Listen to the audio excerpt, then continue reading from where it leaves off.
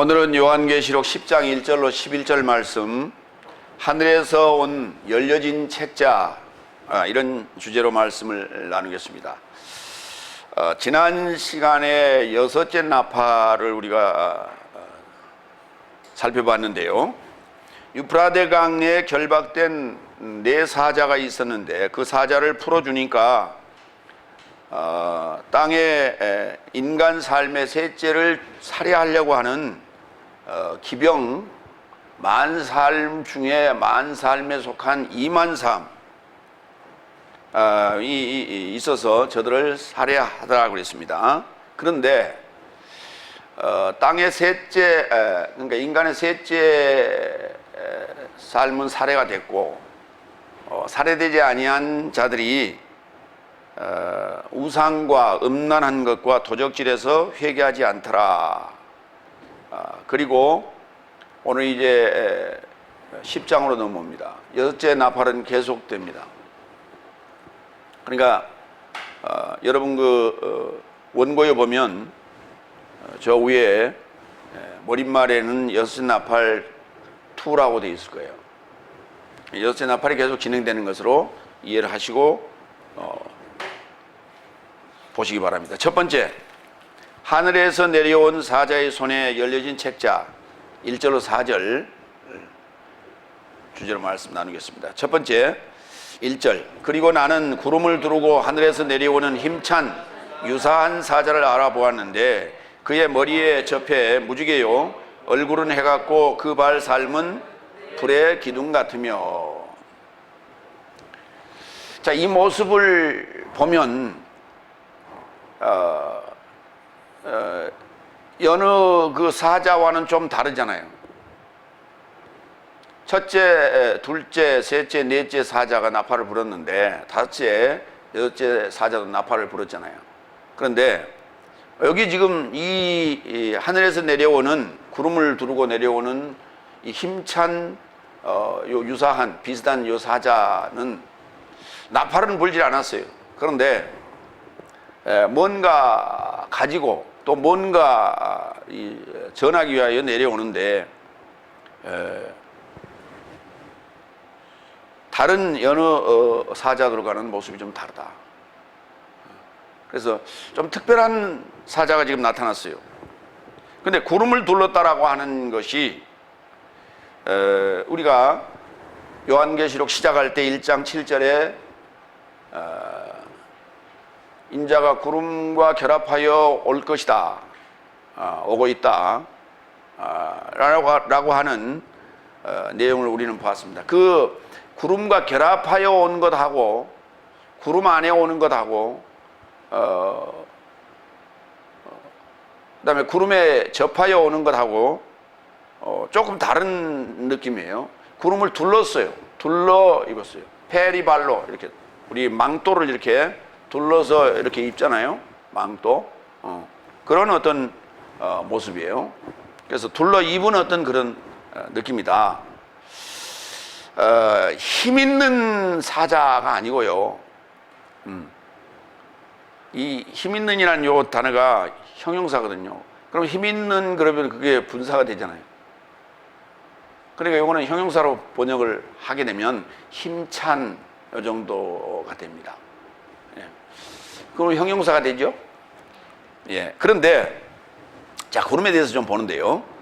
요한계시록에 구름이 하나, 둘, 셋, 넷, 5군데 등장합니다. 계시록 1장 7절에 구름을 타고 올 것이요, 찌른 자도 볼 것이요 하는 부분이 나오는데요. 그게 이제 1장 7절. 그 구름과 관련된 이야기를 계속 하겠다는 거죠. 그런데 오늘 이제 여섯째 나팔의 두 번째 이 구름이 등장했어요. 10장 1절에. 그리고 11장 12절에 구름이 등장하는데 여기 11장 12절도 마찬가지로 여섯째 나팔에 속합니다.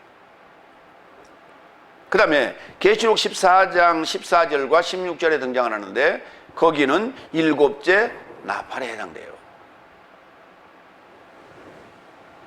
그래서 아주 중요한 부분에 지금 구름이 등장한다라고 하는 걸 알 수 있어요. 그러면 우리가 이미 그 무지개 보좌에 있는 무지개를 살펴보면서 창세기 9장 13절 이하를 우리가 살펴본 기억이 있죠. 한번 읽어봅니다. 나의 무지개를 구름 안에 주었으니 나의 이해와 땅의 이해를 위한 언약의 표적이다. 내가 구름으로 땅을 덮을 때에 무지개가 구름 안에 보이면 나를 이해하고 너희를 이해하고 육체 안의 모든 생물을 이해하는 내 언약을 기억하리니 다시는 물이 모든 육체를 멸하는 홍수가 되지 아니할지라. 무지개가 구름 안에 있나니 전능자를 소망하는 사역을 이해하고 땅의 모든 육체 안에 있는 모든 생물을 이해하는 영원한 언약을 기억하려고 내가 무지개를 감찰한다 그랬어요. 여기 반복적으로 나오는 단어가 이해라는 단어예요. 뺀이라는 단어예요. 이해. 나의 이해와 땅의 이해. 하기 위해서는 이게 어떤 언약의 표적을 지금 내가 미리 얘기한다. 미리 얘기하는데 구름 안에 구름이 땅을 덮을 때 무지개가 나타나면 그것이 바로 내가 행하고자 하는 언약의 표징인 줄 알아라. 이렇게 지금 얘기했어요. 그런데 15절 거기 언더라인 된 부분 봅니다. 다시는 물이 모든 육체를 멸하는 홍수가 되지 아니할지라 그랬죠. 자, 이 문제가 지금 요게 지금 우리가 실제 상황으로는 문제가 되는 구절이에요. 그러니까 진리를 우리가 이해하는 데 있어서 이런 부분이 지금 이해가 안 가는 거란 말이에요. 역사적으로 노아 홍수 이후에 무지개 언약을 주시면서 다시는 물로 내가 멸하지 않겠노라고 했잖아요. 인도네시아 그 해일이 있었죠. 그때 얼마나 죽었는 줄 아십니까? 여러분 아세요? 20만이 넘게 죽었습니다. 일본 후쿠시마 그 원전이 폭발했고요. 그 다음에 그때 쓰나미가 몰려왔죠. 그때 죽은 인원이 몇 명인 줄 아세요? 2만이 넘습니다. 이게 다 물로 죽은 거예요. 지금 중국에는 하루가 멀다 하고 홍수가 일어났어요. 엄청난 홍수가 왔습니다. 금년에 그 7월 달에. 그리고 그 물 아니에요? 그러니까 역사적으로 사실 그대로 문자 그대로 이해를 하면 하나님이 지금 거짓말 하시는 거예요. 그렇잖아요. 이거는 그런 얘기가 아니라니까요.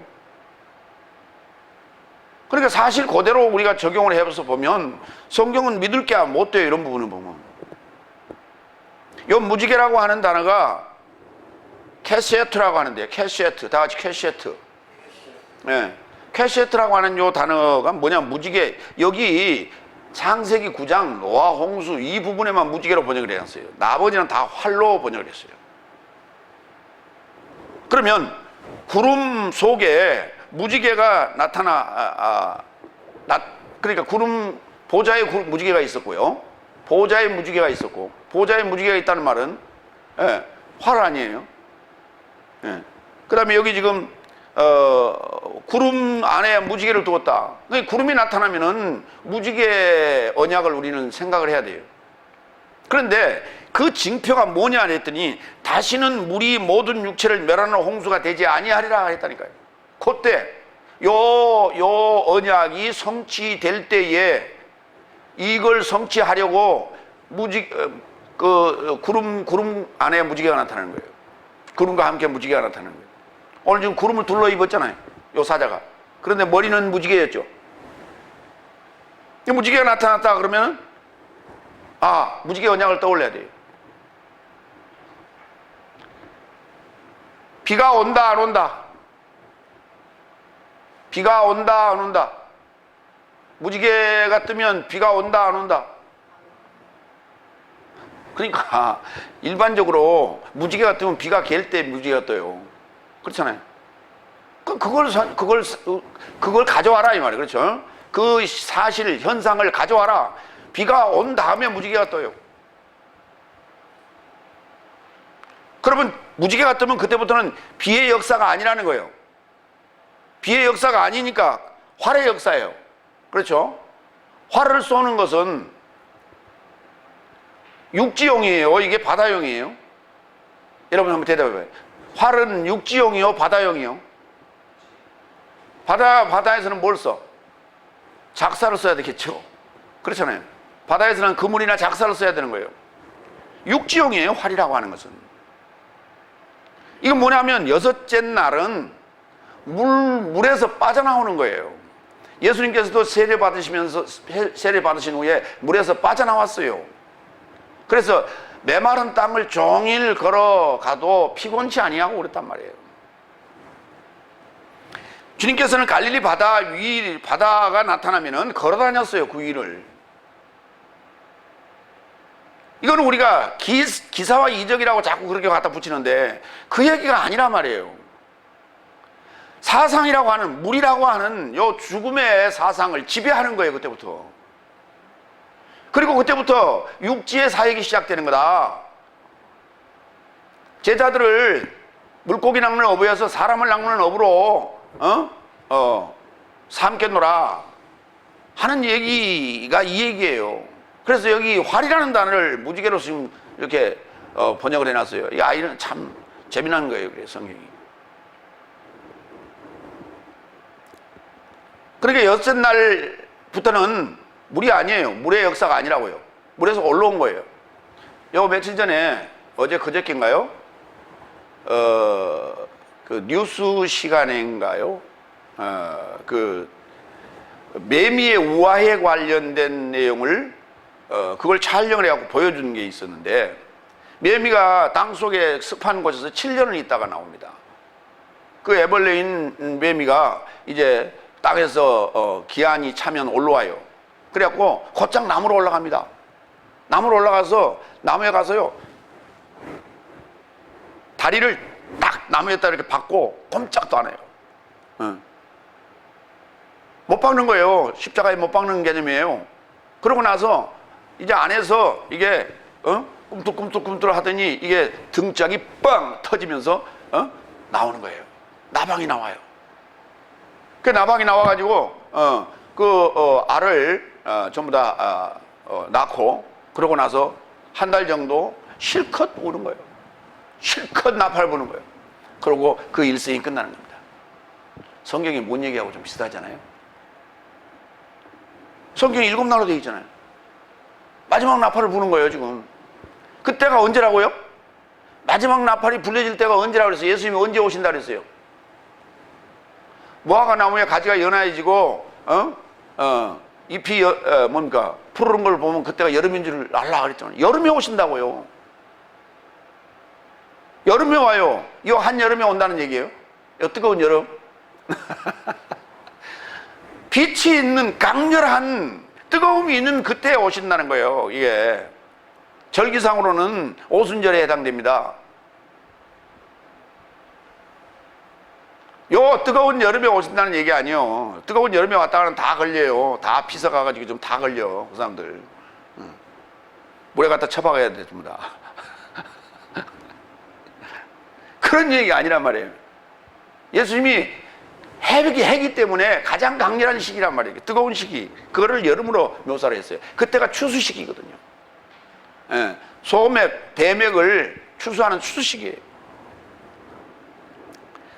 계시록 1장 13절로 16절, 일곱 촛대의 중심 안에 인자 같은 이가 발 덮는 옷을 입고 그 가슴 살매 향해 금띠를 띠고, 또한 그의 머리와 흰털 삶은 흰 양털 같고 눈 같으며, 그의 눈 삶은 불의 꽃 같고, 그의 발 삶은 풀무 안에 단련되어진 같은 빛난 추석 모양이고, 그의 음성은 많은 물살의 소리 같고, 그의 오른손 안에 7별 삶을 붙잡고 있고, 그의 입에서 예리한 양날검이 나오고, 그의 얼굴은 그의 능력 안에서 해같이 밝히고 있다. 여기서 비슷한 부분이 지금 발살하고요, 그 다음에 얼굴 모양이죠.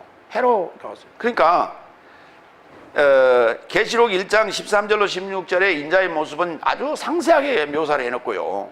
예, 그래서 그걸 이미 해놨기 때문에 오늘 지금 10장 1절에 등장하는 하늘에서 내려오는, 구름을 둘러입고 내려오는 이 사자에 대한 그 묘사는 간단하게 몇 가지밖에 안 했어요.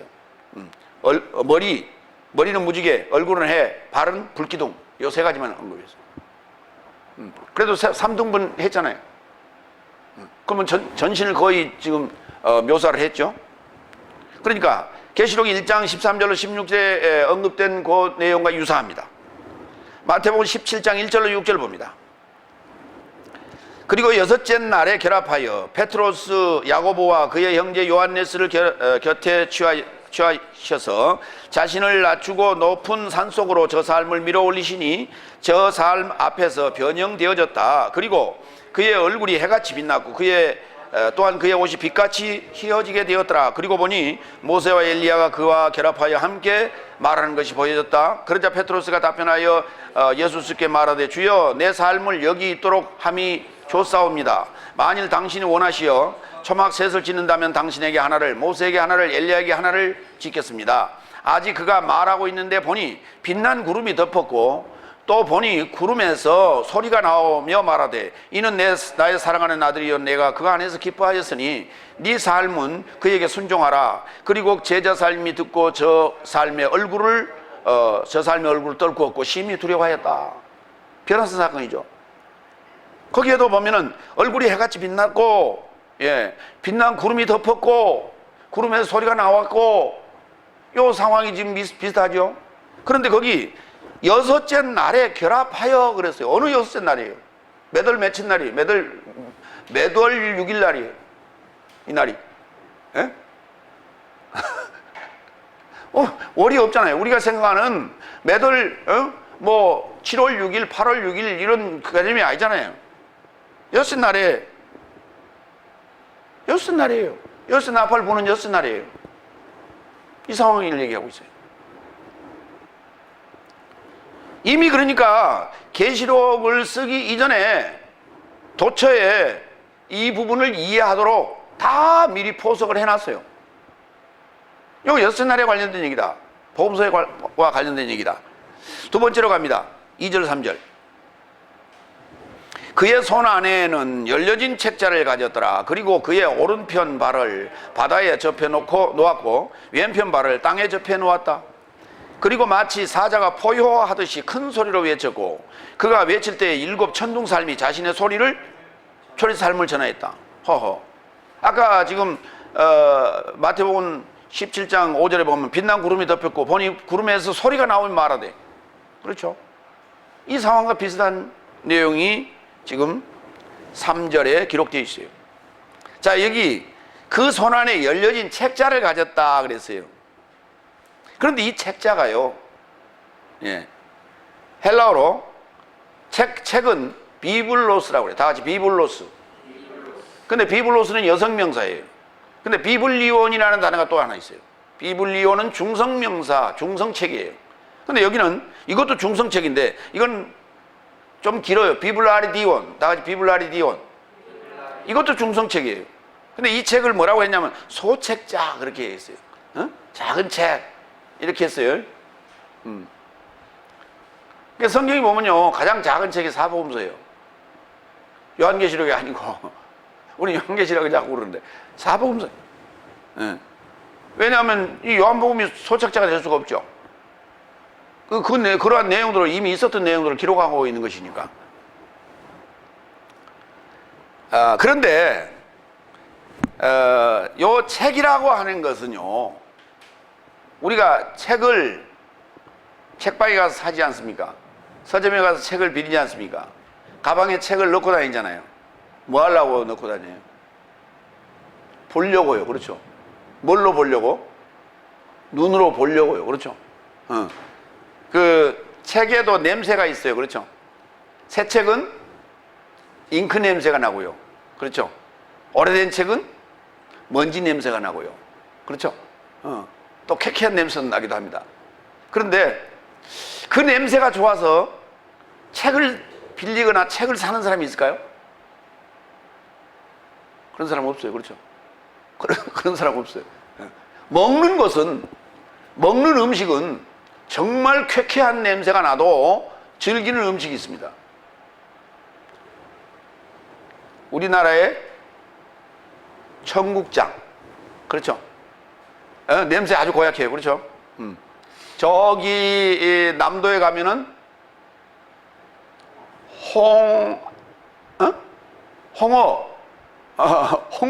홍어 삭힌 거요. 그렇죠? 그거 먹으면 어때요? 코가 팍 쏘고, 맡아보면 어때요? 예, 암모니아 가스 냄새가 가지고 코를 찔러요.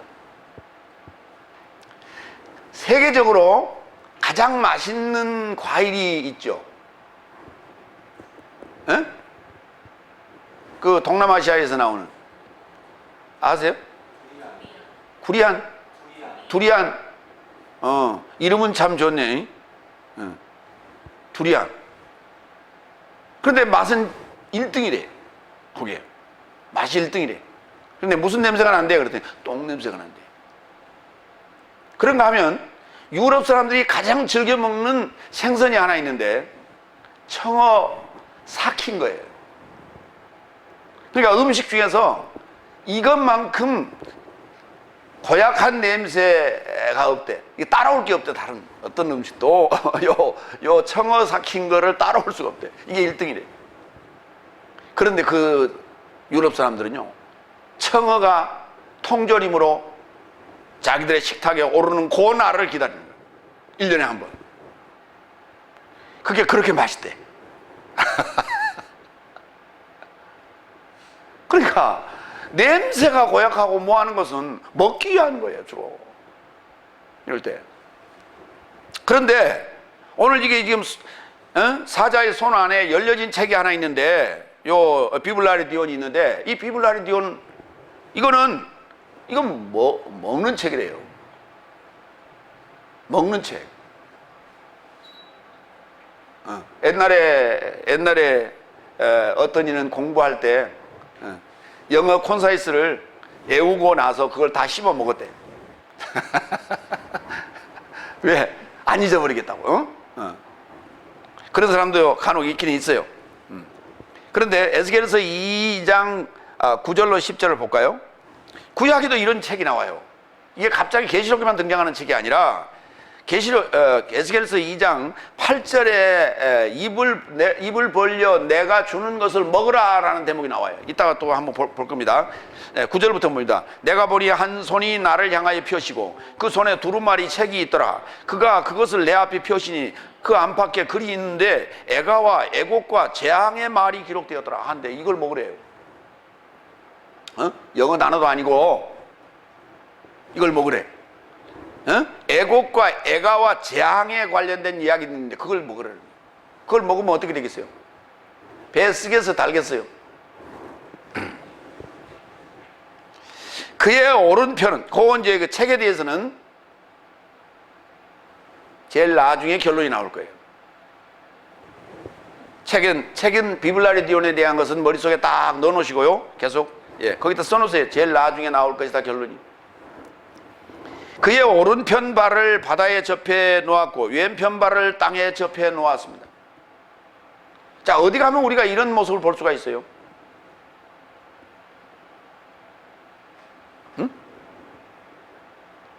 어디 가면 이런 모습을 볼 수가 있어요? 요즘 이런 사진 많이 찍을 겁니다, 아마. 해수욕장이요. 해수욕장에 가면 한쪽 발은, 오른발은 바다에 넣으면 안 됩니다. 오른발을 바다에 넣으셔야 돼. 그러니까 오른발을 바다에 놓고 왼발을 육지에다 놓아야, 땅에다 놔야 돼. 그렇죠? 그러려면 어디로 가야 돼요? 여러분, 어디로 가야 돼요? 어느 해수욕장으로 가야 돼요? 잘 모르겠어요? 부산 해운대 해수욕장을 가야지. 응? 다른 데 가도 된다고? 그렇지, 다른 데 가도 되긴 되지. 그런데 이 발이라는 단어가요, 헬라어로는 푸스라고 그래요. 나같이 푸스. 영어로는 뭐라 그래, 발을. 풋, 그러죠? 영어의 풋이 여기 푸스에서 온 거예요. 그 다음에 히브리어로는 이걸 레겔이라고 그래요. 다 레겔. 예. 그런데 이 발이라는 단어가 쓰인 데를 보면요, 신명기 11장 24절, 모세가 이스라엘 백성에 한 말입니다. 너희의 발바닥으로 밟는 곳은 다 너희의 소유가 되리니 너희의 경계는 곧 광야에서부터 레바논까지와 유브라데 하수라 하는 하수에서 서해까지라. 그러니까 광야에서부터 레바논까지, 여기는 육지 아닙니까? 땅 아니에요. 그 다음에 유브라데 하수라 하는 하수에서 서해까지, 요거는 바다 얘기예요. 그러니까 해운대 백사장에 오른발은 바다에 담그고 왼발은 모래 위에 올리는 그 얘기가 아니란 말이에요. 이사야서 52장 7절. 그러면 발이라고 하는 개념이 뭐냐면 정복한다는 의미예요. 발이 갖다 발을 댔다는 것은 정복했다는 의미예요. 예수님께서 갈릴리 바다 위를 걸어가셨다는 얘기는 바다를 정복했다 그 말이에요. 그 사상의 바다를 정복했다. 이사야서 52장 7절. 좋은 소식을 전하며 평화를 공포하며 복된 소식을 가져오며 구원을 공포하며 시온을 향하여 이르기를 네 하나님이 통치하신다 하는 자의 산을 넘는 발이 어찌 그리 아름다운가. 네 하나님이 통치하신다. 통치하신다는 말은 정복했다는 얘기예요. 그래서 그 유명한 그림이 있잖아요. 나에겐 불가능이 없다. 나폴레옹이 알프스 산맥을 넘어가면서 그 말탄 탁 앞발을 딱 잘못하면 뒤로 떨어지죠. 그림을 잘 그렸어요. 실제로요, 알프스 산을 올라가다가 말이 앞발을 들면 떨어져요. 낙마해요. 근데 화가가 너무 그림을 잘 그려가지고 아주 구도를 잘 잡아놨어요. 안 떨어지게끔.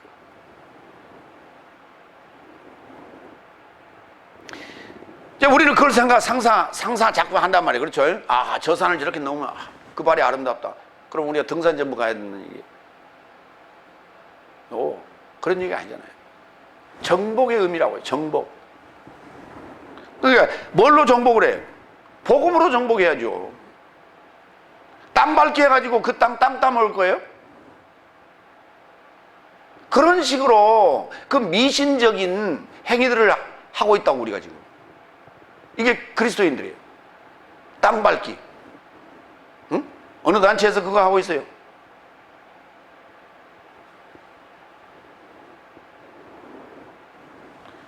정말 애들이 하는 짓이에요. 애들 하는 짓. 하는 행동들을 보면. 성숙한 면이 없어요.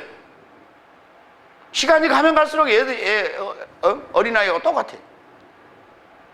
왜 그런 현상이 일어납니까? 목회자들이 제대로 성숙하지 못하니까 이런 현상이 오는 거예요.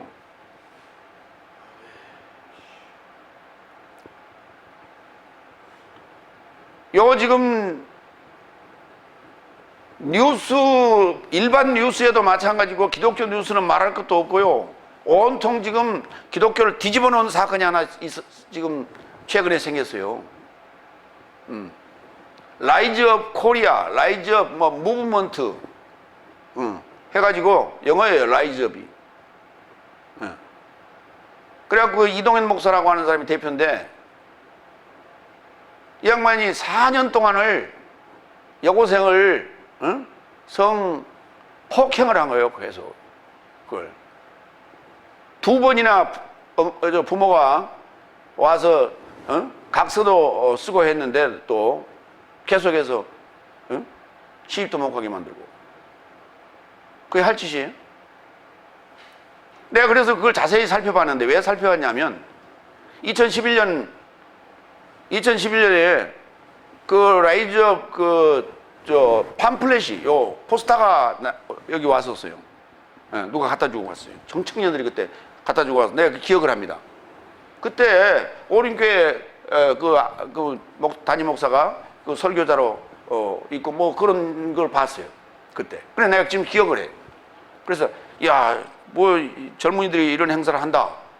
그러고 내가 이제 접어놨는데 보니까 오늘 지금 또 행사하기로 했어요. 보니까 오늘 대집회를 하도록 돼 있어. 오늘 주일 아니에요. 근데 오늘 지금 행사하기로 했는데 그게 사건이 터지는 바람에 그거 지금 취소가 됐어요. 근데 그 사건들을 그 여러 가지 찾아보니까 신사도 운동하고 연관이 있다. 이렇게 지금 나와 있어요. 우리 라이즈 오브 코리아 그 대표가 누구냐 그랬더니 정금호 장로래. 그리고 사랑의 교회 오목사도 거기 설교를 했고, 뭐 여의도 순복음교회도 관련이 있고 여러 단체들이 그런 데 관련이 있어요. 외국 목사들도 많이 왔었고. 다 이게 전부 돈하고 관련된 일들이에요. 이런 게. 하나님 말씀 거기 없어요. 그런데 우리 젊은이들이 지금 그러한 행사, 눈에 보이는 화려한 포스터, 영어로 딱 쓰니까 라이즈업, 멋지지. 뭘 어디로 어떻게 뭐 떠오른다는 거예요. 말씀도 없이 어떻게 하늘 올라가. 허황하는 어떤 곳에 사람들이 이렇게 늘 마음들을 뺏기고 앉았어요. 허황된 곳에. 우리 젊은이들이 큰일 났어요. 말씀에 심취하려고 생각 안 하고, 뭐냐면 목회자들이, 인기 있는 목사들이 인기영합주의로 설교를 하고 목회를 하고 하기 때문에 말씀은 없어. 대형교회 목사들이 정신 차리고 말씀 연구해가지고 말씀으로 해야 될 거 아니에요. 그 많은 사람들 모아놓고 무슨 짓거리 하는 거예요, 그게. 말씀 연구 안 하고.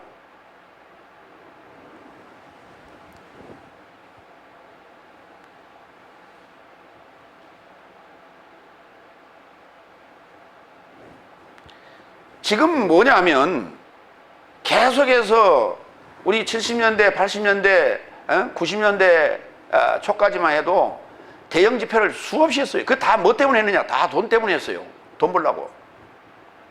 그리스도인들을 상대로 돈 벌기 하는 거였어요. 마지막 집회가, 거의 마지막 막바지 집회가 그 누군가의 그 스폰서에 의해서 그게 치러졌는데 수원서에 있었어요. 수원서. 근데 어떤 친구가 그 상황을 그 글을 써놨는데 그 교회 교인이었던 것 같아요. 외국에서 온 거예요. 집회하러. 집회하러 왔는데 집회 딱 끝나니까 돈 딱 주면서 알아서 가라고. 알아서 가라고. 그래서 자기가 택시 태워서 공항까지 보낸다는 거예요. 외국 목사예요. 그 시기가 거의 마지막이었어요. 그러고는 조용했어요. 최근에. 그 이단들만 체육관 모임을 하고 운동장 모임하고 이런 했는데 또 요새 들썩거리기 시작해요. 잊을만 하면 이런 사건들이 벌어지는 거예요. 이거 뭐냐면 그리스도인들이 정신을 못 차리고 있는 거예요.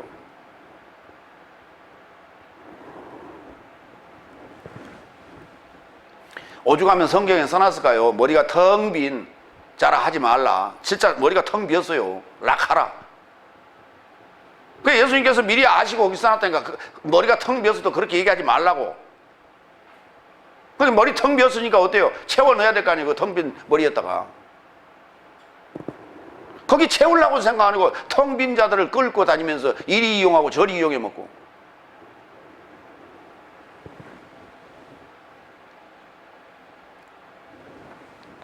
사자가 포효하듯이 큰 소리로 외쳤고 일곱 천둥살미 자신의 소리 삶을 전하였다. 사자가 포효하듯이. 힘없고 어리석은 자들을 잡아먹으려고 포효하지 말고 하나님 말씀으로 포효하시라고. 사자처럼.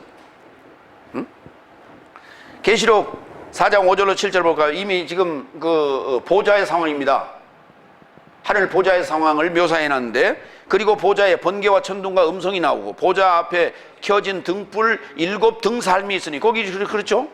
예, 이는 하나님의 일곱 영살미라. 그리고 보좌 앞에 수정 모양인 유리바다가 있고, 그리고 보좌 중심 안에 보좌 둘레에 네 생물 삶은 앞과 뒤에 눈이 가득하다. 그런데 첫째 생물은 사자 모양이 여기 나오잖아요. 사자 모양이라고.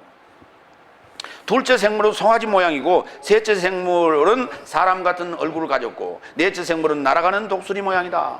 그렇죠. 그러니까 여기 지금 한쪽 발은 바다를 밟고 한쪽 발은 땅을 밟고 서 있는 그 모습이 이게 곰 모습이에요. 곰도 그렇게 서 있어요. 이렇게. 원숭이도 이렇게 서 있을 수 있고, 캥거루도 이렇게 서 있을 수 있어요. 근데 그런 짐승의 모습은 아니잖아요. 그렇죠? 사람의 모습이라니까요. 사람의 모습인데, 예, 얼굴에 무지개가 있고, 얼굴에 무지개가 있으면 어떻게 돼요? 그리고 머리는 무지개가 있고 얼굴은 해같이 빛나면 어떻게 돼요? 쳐다볼 수 있어요, 없어요? 쳐다볼 수 없다는 얘기예요. 쳐다볼 수 없다는 얘기예요. 시내산에 율법을 받으러 갔다 온 모세의 얼굴에서 빛나는 그 광채를 볼 수가 없었어요, 백성들이. 그래서 모세가 수건을 덮었더라고 그랬잖아요. 그러니까 여기 지금 얼굴은 해같이 빛났다라고 하는 이 모습은 하나님의 모습이에요. 예수님의 모습이고. 세 번째로 갑니다. 그리고 일곱 천둥 삶이 자신의 소리 삶을 전할 때에 내가 기록하려다가 내가 하늘에서 나에게 말하는 음성을 들었는데 일곱 천둥이 말한 것을 봉인하고 이 책 삶을 기록해서는 안 된다고. 이건 기록할 일이 아니라는 거예요. 그렇죠?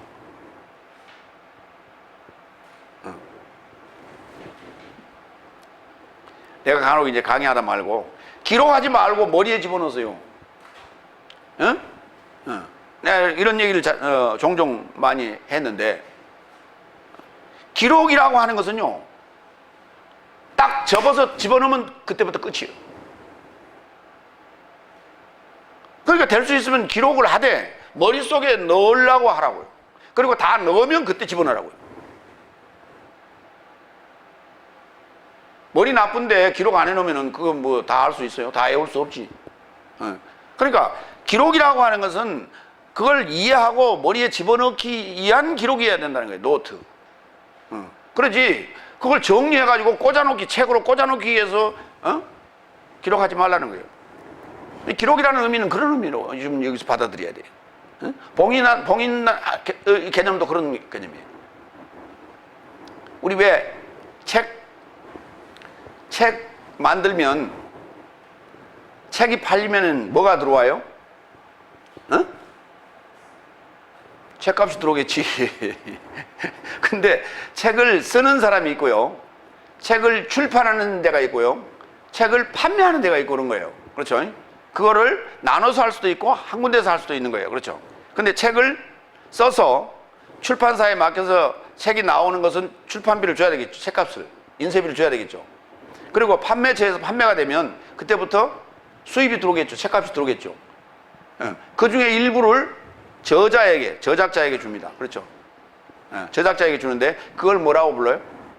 인세라고 그래요. 인세. 뭐라고 한다고요? 도장가. 그래서 책 뒤에 보면요, 도장가 확 찍어져 있어요. 날인.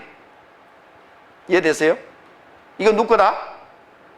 이 책이 누구 거다? 이게 저작권이 내 거다 그 말이요. 이게 봉인으로 볼 수도 있고 날인으로 볼 수도 있는 거예요. 이게 요 스프라기조라는 단어 이해가 됐어요? 요한 2서 1장 12절 내가 너의 삶에게 기록할 많은 삶을 갖고 있으나 종이와 먹으로 인하여 결정하지 않고 오히려 너의 삶을 향해 가서 입으로 말하기를 소망한다. 이는 너의 삶의 기쁨이 채움받고자 합니다. 많은 사람들이 책을 써가지고 책을 내려고 그래요. 그렇죠? 왜 책을 내려고 그러세요? 그랬더니 이게 문서 선교요. 말이 좋지. 지금 책방에 가보세요. 수많은 책들이 널려 있어. 그렇죠? 수많은 책들이 널려 있는데 책방에 가면요, 이런 코너 보셨어요? 주옥 같은 책, 그런 코너 보셨어요? 세월이 지나가도, 시대가 지나가도 이 책만큼은 정말 이거는 베스트셀러는 아니에요. 예. 언제는 베스트셀러일 수도 있었어요. 그런데 그런 책들이 있죠. 시대를 초월해서 이 책은 정말 읽어야 된다라고 하는 그런 책들 있잖아요. 그런 책만 모아놓은 코너 봤어요? 없어요. 예, 없어요. 오래된 책 코너는 보셨죠? 오래된 책 코너는 어디 가면 있어요? 아, 책방에 오래된 책 코너가 어디냐고. 코너를 얘기하고 있는 거예요. 예? 오래된 책 코너는 코너에 있지. 제일 귀퉁이에 그것도 책장에 2단으로 돼 있죠. 2단으로 해갖고 쫙 열면 뒤쪽에 박아놨어. 먼지 틱틱 끼어 있어. 거기다 50% 할인 붙여놨어.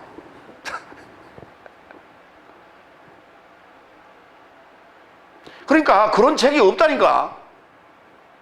다 지금 거의 뭐예요? 유행 지나면, 시대가 지나면 다 어때요? 폐기. 폐기.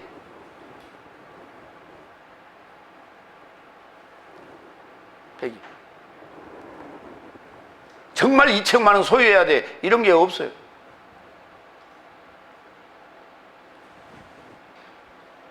우리는 한때는 한때 지금 전자책이 나오질 않고 인터넷이 없을 때는 그리스도인들 중에, 특히 목회자들 중에 가장 갖고 싶은 책이 뭐냐 그랬더니 기백이라고 해요. 기독교 백과사전.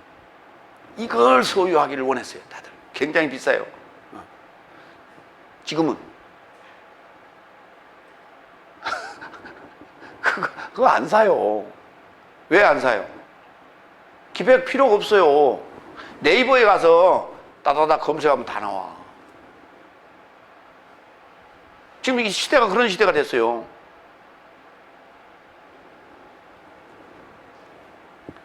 그러니까 요한이 이서는 사도 요한이 지금 쓴 책이죠.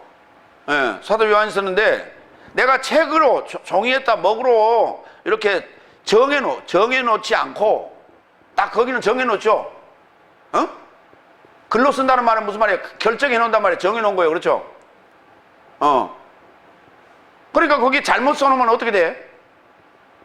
오류가 생기면 많은 사람들이 그 오류대로 이해를 할 거 아니에요. 그렇죠? 아까 우리 여기 내 유인물 읽다 보니까 창세기 아까 9장에 보면 그 이해라는 단어 나왔었죠.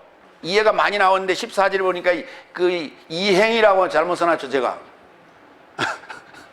제가 쓴 게 아니에요. 그건 그 펀칭하는 자가 잘못 써서 내가 그걸 지금 복사해 오다 보니까 그렇게 된 거예요. 그 이해라는 단어를 이행으로 써놓으면 같아. 이행으로 이해를 할 거 아니에요? 그 이해라는 단어예요. 거기가 제가 썼군요. 그러니까 종이와 먹으로 하지 아니하고 그렇게 정해놓아 버리지 않고 입과 입을 통해서 서로 주거니 받거니 하겠다는 거예요. 이렇게 말하기를 소망한다. 왜? 너의 삶의 기쁨이 체험받고자 충만하게 채워지기를 원해서 그렇다. 이렇게 얘기해요. 그냥 우리가 만나야 된다는 얘기예요. 사람과 사람이 만나서 대화하고 해야 돼요. 이것이 진정한 복음 전파의 방법이다. 고린도후서 3장 6절. 여기 기록한다는 단어는 그라페, 다 같이 그라파오, 그라포, 기록하다. 그 다음에 그라페 하면 성경이에요. 그 다음에 그건 여성명사예요. 그람마, 이것도 기록이에요. 어떤 기록 또는 증서 이렇게 했는데 이건 중성명사예요. 고린도후서 3장 6절 그람마 좀 보겠습니다. 그리고 저가 내 삶을 새 언약의 봉사자 삶으로 만족해 하셨으니 증서로 그람마로 하지 아니하고 오직 영으로 하셨으니 증서는 죽이고 있으나 영은 살리고 있다.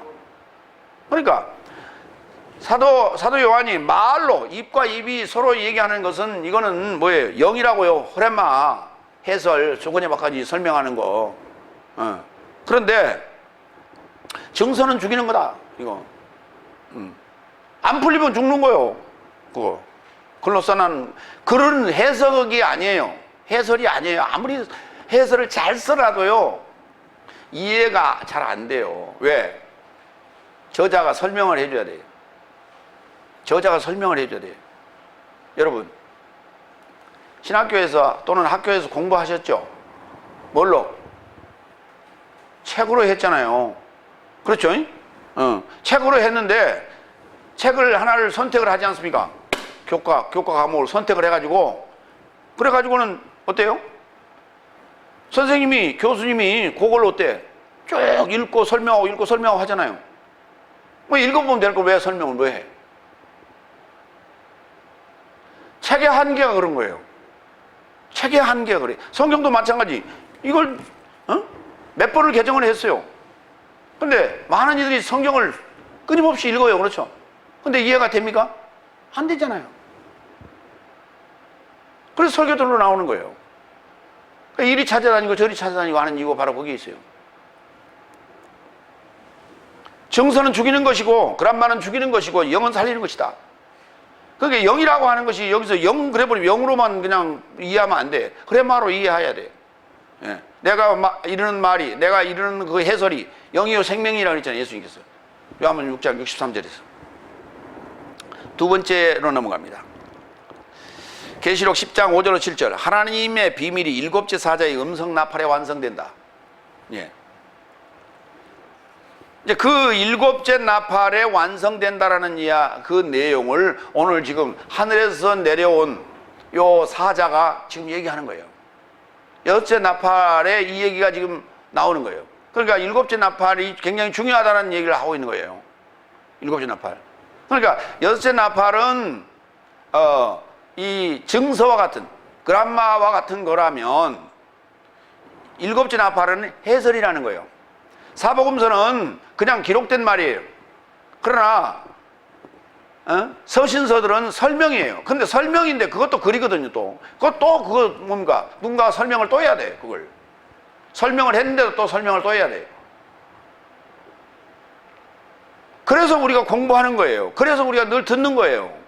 그리고 연구하는 거예요. 왜? 말로 설명을 해주기에 말로 설명을 하면 어째요? 뭐 이해가 안 가는데 그러면 또 설명하고 제차 3차 우리가 설명할 수 있잖아요. 이게 말의 특징이에요. 네 번째 5절로 6절 다 같이. 그리고 사자가 바다에 접하여 그리고 땅에 접하여 서 있는 것을 내가 알아보았는데 뭐 했는데? 예, 거기 동그라미 넘잖아요. 아니 이게 사자가 바다에 한쪽 발을 당기고 땅에 한쪽 발을 딛고 서 있는 것을 그걸 뭘 알아봅니까? 그냥 보면 되지. 근데 이게 알아봐야 될 거라니까요. A도 이 사건은 이건 영적으로만 이해되는 거예요. 이런 것들은 이거 사실적인 묘사가 아니라는 거예요. 지금 이게 보았는데 그는 하늘에 이르고자 손을 들었다. 그리고 현세 삶에 속한 내세 삶에 이르고자 살아계신 분 안에서 맹세하였다. 누가? 그 사자가. 아니 한번 생각해 보세요. 잘 봐요. 요 대목 좀 잠깐 봐요. 이렇게 손을 들고 있어. 그렇죠? 다리 벌리고. 뭐 같아? 뭐 같아? 바바리맨 같아? 아니면 쩍벌랑 같아? 참 웃기는 모습이죠. 그렇잖아요.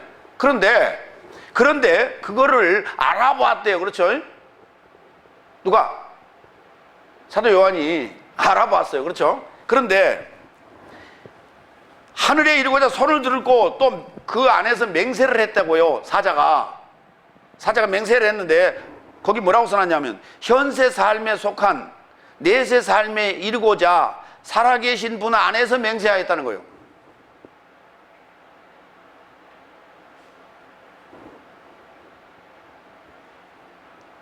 아니 사자가 잘 보세요.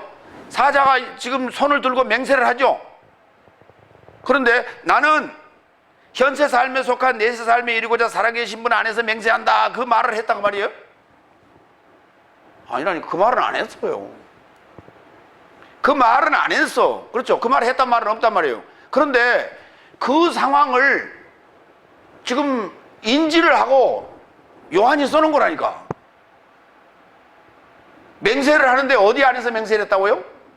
현세 삶에 속한 내세 삶에 이르는 살아계신 분 안에서 맹세했다. 그러고 써놨다니까. 그분이 그런 분이라고 지금 어떻게 이해를 하냐고. 여러분 같으면 이해하겠어요? 이 얘기가 나와요 안 나와요? 그 앞에 계시록 전반부에 나와 안 나와 이 대목이. 현세 삶에 속한 내세 삶에 이르는 살아계신 분 이 대목이 나와 안 나와? 나와요. 어디 나오냐고? 5장에 나와. 5장. 자, 맞아. 더 읽고 합니다. 맹세하였다. 이분은 하늘과 그의 안의 삶을, 그리고 땅과 그녀 안의 삶을, 그리고 바다와 그녀 안의 삶을 창조하셨으니 더 이상 기한이 없을 것이다. 포인트는 기한이 없을 것이다 이 말이에요. 그렇죠? 그러면 기한이 뭐였다? 다 됐다 그 말이에요. 그렇죠? 기한이 임박했다. 이 기한이 임박했으니 그러니까 세례 요한이 뭐라고 외쳤어요? 천국이 가까웠느니라. 예수님 뭐라고 말씀하셨어요? 천국이 가까웠느니라. 그랬다니까요. 이 얘기예요. 근데 그분은 개혁성경 뭐라고 해놨어요? 6절. 지체하지 아니하리니. 그래놨어요. 지체하지 아니하리니. 지체가 얼마나 걸려요? 자, 아까 현세 삶에 속한 내세 삶에 이르는 살아계신 분 안에서 맹세했다라고 하는 이 부분을 지금 어떻게 알아차리고 써놨을까? 사도 요한이 계시록 5장에 있었어요. 13절. 그리고 하늘 안에 땅 안에 땅 아래 바다에 접한 삶이 모든 창조물이다. 저 삶 안에 만물 삶을 내가 들으니 말하되 보좌에 접해 앉으신 이와 희생양에게 현세 삶에 속한 내세 삶에 이르는 찬양과 존귀와 영광과 힘이다. 이거 누가 하는 소리였어요? 입사 장로들이 하는 소리였어요. 장로들이 했어요. 왜? 5장이 무슨 얘기입니까? 봉인된 책을 희생양이 열었잖아요. 그러니까 그것을 찬양하는 대목이 이런 대목이 나왔어요. 그런데 이것을 사도 요한은 지금 기억하고 있다니까. 여러분 같으면 5장 13절에 나와 있는 이 내용을 기억하겠어요? 기억하고 그걸 알아보는 순간 하늘에서 내려온 사자가 손을 이렇게 들고 있는 그걸 알아보면서 그가 맹세했다라고 하는 걸 이렇게 묘사할 수 있어요?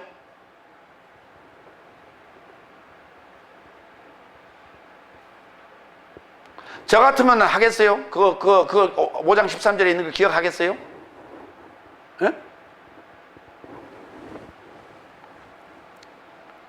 여기 이 현세 삶에 속한 내세 삶에 이르는 이 부분을 검색하니까 그 나오잖아요. 검색하니까 나왔지. 그렇죠? 그런데 검색해도 그렇게 안 나와요. 뭐라고 나와요? 세세토록 그런 거 나오지. 세세토록. 이게 핵심이에요. 현세 삶에 속한 내세 삶에 이루고 있는 게 이게 핵심이라고요. 이게. 현세 삶에 속한 내세 삶에 이게 이르려면 요 7째 나팔을 들어야 돼요, 우리가. 7째 나팔을. 그래서 그 얘기를 지금 하러 오시는 거예요, 요 사자가. 예수님께서 이 말씀을 하시고 계시는 거예요, 지금. 7째 나팔이 중요하다고. 갈라디아 4장 1절로 11절. 내가 또 말하나니 상속자가 모든 삶의 주인이지만 미수가로 있는 기한이라는 단어, 기한, 이거 크로노스. 아까 지금 뭐라 그랬어요? 그 사자가 뭐라 그랬어요? 더 이상 기한이 없을 것이다 그랬죠. 뭐 했으니까? 하늘과 그 안의 삶을, 땅과 그녀 안의 삶을, 바다와 그녀 안의 삶을 창조했다고요. 그렇죠? 창조했다고요. 언제? 창세기 1장의 얘기 아니고, 창세기 1장 얘기인데 지금 태초의 얘기가 아니란 말이에요. 창세기 1장 얘기는 1장 얘기인데 태초에 우주 만물을 창조한 그 얘기 아니란 말이에요. 한날부터 지금 다섯째 날까지 해온 이야기를 하고 있는 거예요. 아시겠어요? 그걸 지금 창조했으니까 지금 여섯 날을 통과하면, 여섯 날 지나면 이제 기한이 끝난 거다. 하나님의 창조 기한이 끝나는 거다. 이 얘기를 하자는 거예요, 지금. 그 기한에 대해서 좀 보자고요. 그 기한이 어떤 기한인가? 갈라디아 4장 1절로 10절. 또 내가 말하노니 상속자가 모든 삶의 주인이지만 미숙아로 있는 기한에는 아무도 종에서 통과하지 못하여 오히려 아버지의 작정함까지 후견인과 청지기 아래에 있나니 이와 같이 내 삶도 미숙아로 있는 기한에는 세상 초등학문 아래에 종살이 당하고 있더니 기한에 충만히 이름에, 그렇죠, 기한이 가득 찼단 말이에요. 기한이 세워짐에 하나님이 그의 아들을 아내에게서 나게 하시고 율법 아래 나게 하시어 내어 보내셨으니 율법 아래에 있는 삶을 속량하려 하며 내 삶이 아들의 명분을 쟁취하게 하려 하심이라 그랬어요. 그러니까 우리가 창조가 진행되고 있다는 얘기는 지금 우리가 지금 신앙생활을 하고 있는 과정이 이걸 창조라고 그래요. 하나님께서 저와 여러분을 처음 창조했을 때는 어린아이, 갓난아이였어요. 그렇죠? 그 갓난아이 응아하고 모태로부터 나온 그 아이는, 그 접시는 공허하고 어둡고 혼돈스러웠어요. 거기에 첫째 날, 둘째 날, 셋째 날 자연인으로서의 삶을 가지면서, 삶을 살면서 아, 신이 있다더라, 신이 있는 것 같아 라고 하는 것을 알아서 전도받고 교회에 나가게 되는 거예요. 이게 넷째 날. 그리고 기도하면 응답 오고, 그리고 그렇게 그 하나님을 느끼며 살아가는 때가 다섯째 날. 이 과정을 뭐라 하냐면 창조의 과정이라고 그래요. 하나님이 창조하신다고. 창조를 하시는데 어디에 하늘과 땅과 바다에다 창조를 했다고 그러잖아요. 그러면 하늘과 땅과 바다가 내 안에 있어야 된다는 얘기죠. 근데 이제 바다 사건, 물 사건은 끝났다는 얘기예요. 여섯째 날은. 다섯 번째로 갑니다.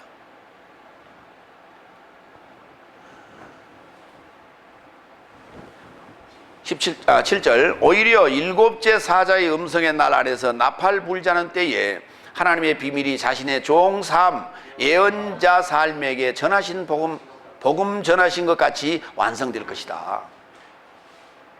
그러면 7절 이 내용은 무슨 말이에요? 이 내용하고 그 다음에 5절 내용하고 이게 연결이 돼요. 6절 내용하고.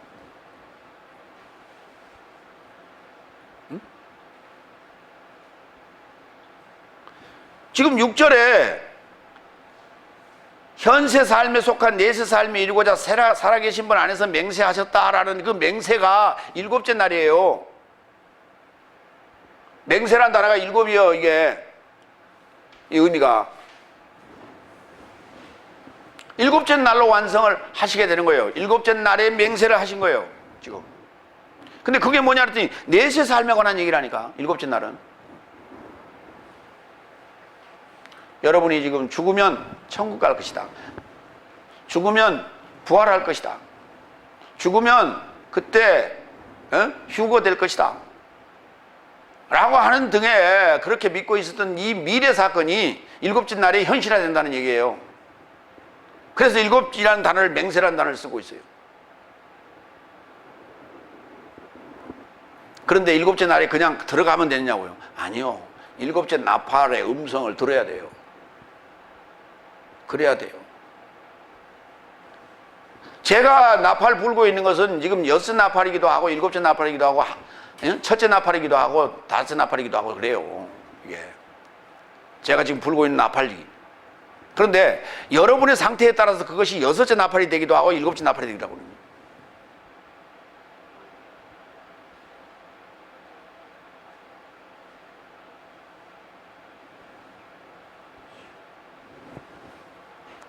그런데 다섯째 날에 속한 자들의 나팔은 그게 다섯째 나팔도 아니에요.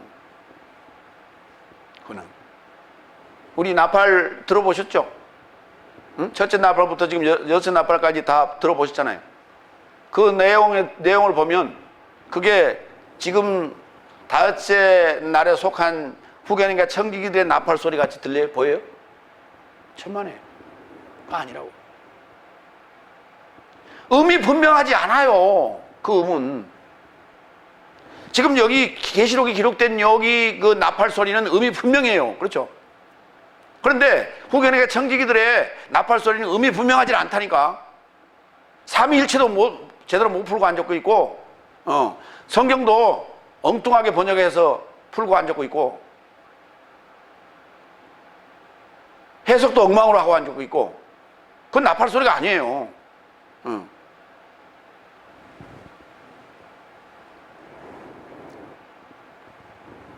일곱째 사자의 음성의 날 안에서 나팔 불자 하면 하나님 비밀이 복음으로 완성됩니다. 그러니까 우리가 지금 듣는 게 복음이라고 그래요. 그렇죠? 근데 미완성의 복음인 거예요. 완성의 복음이 아니에요. 근데 우리는 지금 복음 전한다고 그러고 복음을 듣는다고 그래요. 지금 제가 전하는 게 내세 삶에 관한 삶이 현세 삶화 될 수 있는 복음이, 이게 진짜 복음이란 말이에요. 그렇지 않으면 그건 복음이 아닌 거예요, 사실.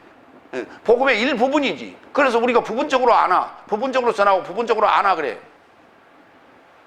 그건 부분적인 복음이지 그게 복음이 아니에요. 완성된 복음이 아니에요. 그러므로 후견인과 청지기들이 전하는 그 내용으로는 복음화가 이루어질 수가 없어요. 그게 현세 삶에 속한 내세 삶에 들어갈 수가 없다고. 현세 삶에 속한 내세 삶이 이게 현재화가 돼야만이 이게 복음화가 되는 거예요.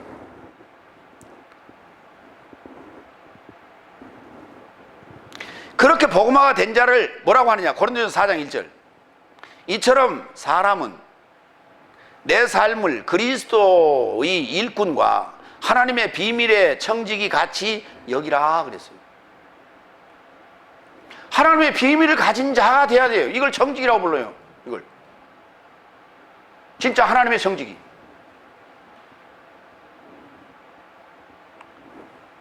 근데 비밀은 이루어져야 될, 풀려져야 될 비밀이어야 되는 거예요. 그 풀려진 비밀을 얘기하는 것이지. 야, 나는 널 보면 진짜 비밀스럽다. 왜 비밀스러워요? 응? 우리가 이런 말 하죠. 어머니가 자식한테 내 속으로 나서도 네 속을 도저히 알지 못하겠다. 이런 말 하죠. 왜 그 속을 모른다고 그래요? 공부했으면 답이 튀어나와야죠. 왜 그 속을 모른다고 그 어머니가 그렇게 늘 얘기했을까요? 여러분 성경을 배웠으니까 이제 성경을 배웠다는 얘기는 성경은 무슨 말이에요? 인간론이라고요. 성경이 뭐예요? 인간론 공부했으니까 답이 나와봐요. 상담을 해야 될 거 아니에요. 상담에 대한 답을. 나는 우리 저 녀석 내 속으로는 나왔지만 도무지 알지 못한다. 답을 해봐요. 무저갱이라 그렇다고 뭐 한마디만 간단한데 뭐라고요? 무저갱이라고. 무저갱. 밑을 알 수가 없어. 밑을 알 수가 없는 그런 웅덩이요. 무저갱. 배웠으면 배워서 그거 갖다 사용할 줄 알아야죠. 그게 남의 얘기가 아니고 성경에 써있는 기록의 얘기가 아니라니까. 누구 얘기요? 저와 여러분의 얘기라고 그랬죠? 저와 여러분의 얘기면 그러면 아까 지금 그 어머니의 자식의 얘기기도 하잖아요.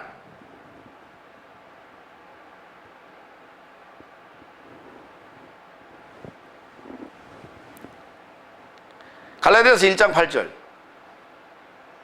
복음은 미완성이 아니라 완성이에요. 그러니까 사도 바울이 전한 복음은 완성의 복음이었던 거예요. 그래서 이렇게 말했어요. 더구나 내 삶이 네 삶에게 복음 전한 것 외에 복음을 전하면, 그러니까 외의 복음을 다른 복음을 전하면 내 삶이나 혹 하늘에서 나온 천사라도 저주가 있으라 그랬어요. 그러니까 복음이라고 하는 것은 확정적인데 거기에 변하면 안 되는 거예요. 그렇죠? 변하면 안 돼. 비진리가 되는 거예요. 진리인 변하지 않아야 돼요. 그것은. 그러면 지금 현재 후견이가 청지기들이 전하는 복음은 어때? 답이 없어요. 그게 무슨 복음이요? 그게 어떻게 진리요? 답이 없는데. 그러면 바울이 전한 복음의 내용은 뭔데요?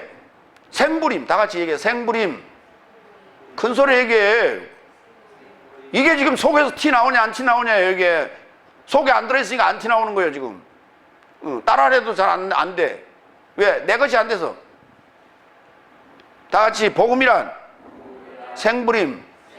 생부림이 뭐라고 그랬어요?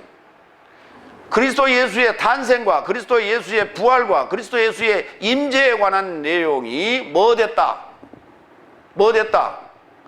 현재화됐다. 그러면 임재, 재림이라고 일반적으로 얘기하는 파루시아, 이건 미래 사건 아니에요 지금? 후견의 청지기들 아래 지금 다섯째 날은 다 미래 사건을 알고 있잖아요. 이것이 현실화가 되는 거라니까. 그래야 복음화가 되는 거예요.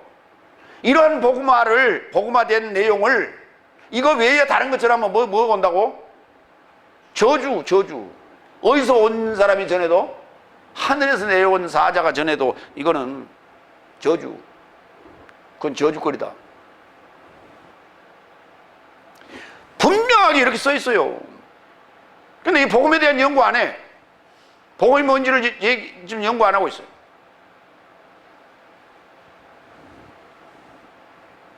성경이 복음에 대해서 복음은 뭐다? 이렇게 답을 내놨어요? 그런 데 있어 없어? 없어요. 그러면 연구해야지 할 거 아니에요. 성경을 연구하려면 헬라어 히브리어로 해야 되는 거예요. 한글 개혁 성경 가지고 영어 성경 가지고 이게 돼? 근데 공부 안 해요. 자기가 다 한다고 생각하고 어디 거창한 데 가서 연설을 하고 설교를 하려고 말이지. 폼 잡고. 그래서 뭐 만들어 놨어? 저짓거리 만들어 놨어. 라이즈업은 무슨 얼어 죽을 라이즈업이야. 말은 근사해. 현혹시키는 거예요 젊은이들. 응? 와 우리말 나도 그거다가 무식한 사람도 알아보지도 못하고 라이즈업 그런 영어로 써.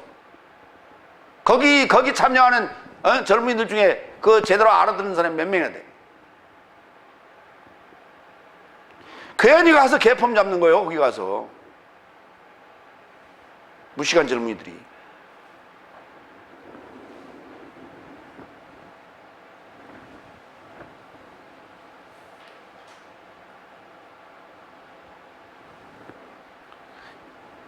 예수님은요 하나님이세요. 하나님이신데 친히 오셔서요 높은 자나 낮은 자나 할 것 없이 만나서 복음 전했어요.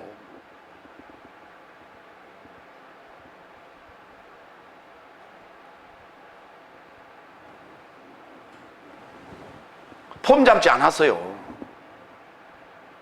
그런데 그 예수님을 보고 서기관 바리새인들이 뭐라고 그러는지 아세요? 제가 글을 배우지 않았는데 어떻게 그걸 아니? 그렇잖아요.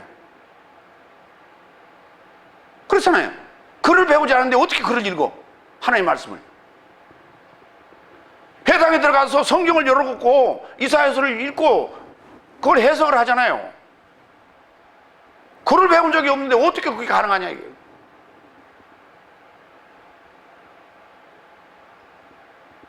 오늘 우리는 저 입에서 나오는 말을 보면서 사람을 평가해야 되는데 그 타이틀을 보고 평가를 해. 타이틀을 보고 무슨 박사 무슨 대학교 뭐 이렇게 거창하게 나오니까 그게 복음을 모르는데 무슨 놈은 과학자면 뭐하고 박사면 무슨 소용이 있어.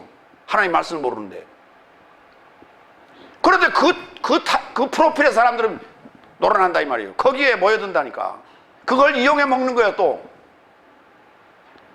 거기 대표자는 아무것도 모르고 그거 여기 대표자로 임명해 드릴 테니까 허락하십시오. 그걸 사인했겠지.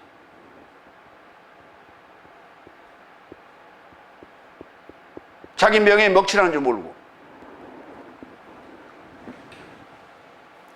이것이 뭐냐면 나는 모르고 했다고요? 그렇겠지, 모르고 했겠지. 그런데 뭐는 알았어. 명예직이라는 걸 알았잖아요. 내 프로필을, 내 명예를 이용한다는 걸 알고 있었잖아요. 그러면 당연히 조사해 봤어야지. 자기 명예를 거기다 걸었는데. 명예를 걸고 대표가 되는 거예요. 명예를 걸고. 그럼 모든 무한 책임인 거예요, 그건. 그러니까 변명은 여지가 없는 거야. 아무리 뭐 나는 모르고 했다 그래봐야 소용없어. 거기 참여했던 모든 사람들, 행사에 참여했던 모든 사람들 다 마찬가지예요. 다 명예욕 때문에 그런 거예요.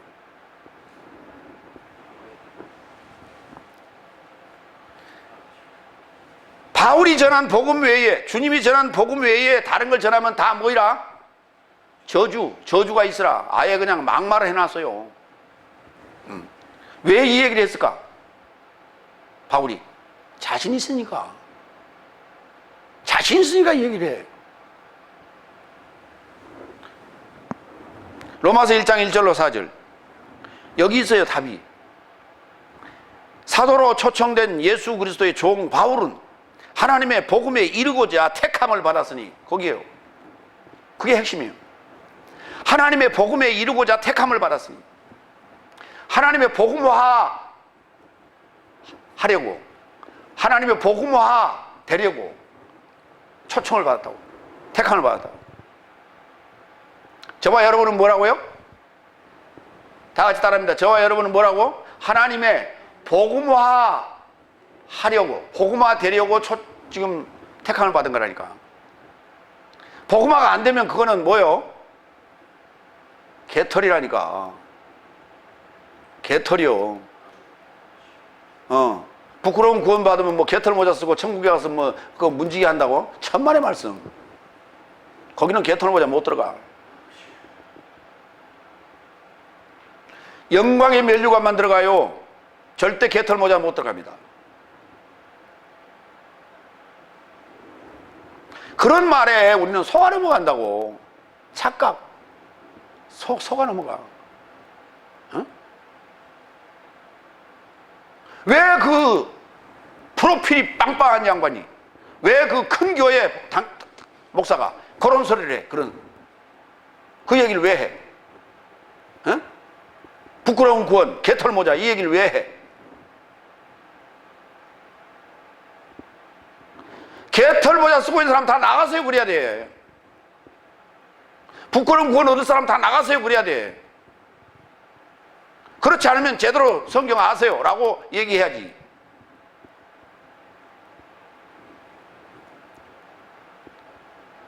한 사람이라도 떨어지는 건 원치 않죠.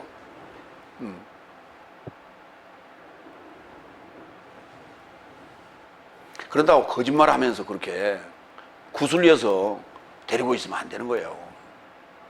그걸 우리가 사기꾼이라고 하는 거예요. 2절, 성경 안에서 그의 예언자 삶으로 인하여 복음을 미리 연통하였으니 육신을 따라 다윗의 씨에서 되어진 그의 아들에 관하여 미리 연통하신 것이요. 누구에 관해서 연통했다고? 아들에 관해서요. 다윗의 씨에서 날 그 아들에 관해서 미리 연통했다니까. 이게 복음이라니까. 죽음 삶의 부활에서 성결의 영을 좇아 능력 안에서 하나님의 아들이라 작정되어진 내 삶의 주인 예수 그리스도에 관해서 미리 연통하신 거라니까. 이거는 연통을 알아야죠. 그렇죠? 에판겔리아.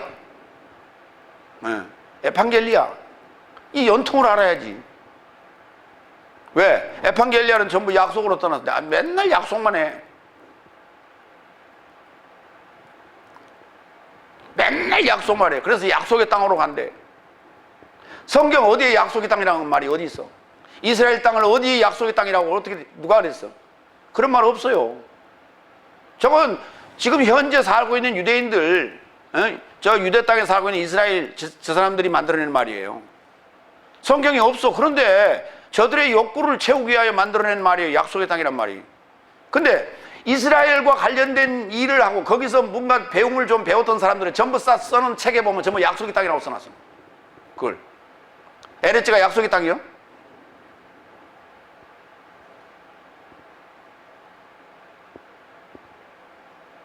히브리인들하고 관련된 어떤 일을 했던 사람들, 거기서 뭘 배웠던 사람들, 뭐 랍비 자격을 받던 사람, 이런 사람들이 전부 다 에레츠, 위꼬르, 약속의 땅, 뭐 이런 식의 말들을 써놔가지고 유행을 만들어놨어요.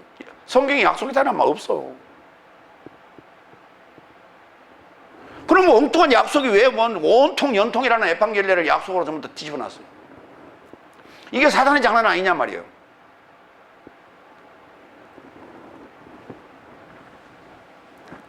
갈라디아서 3장 22절.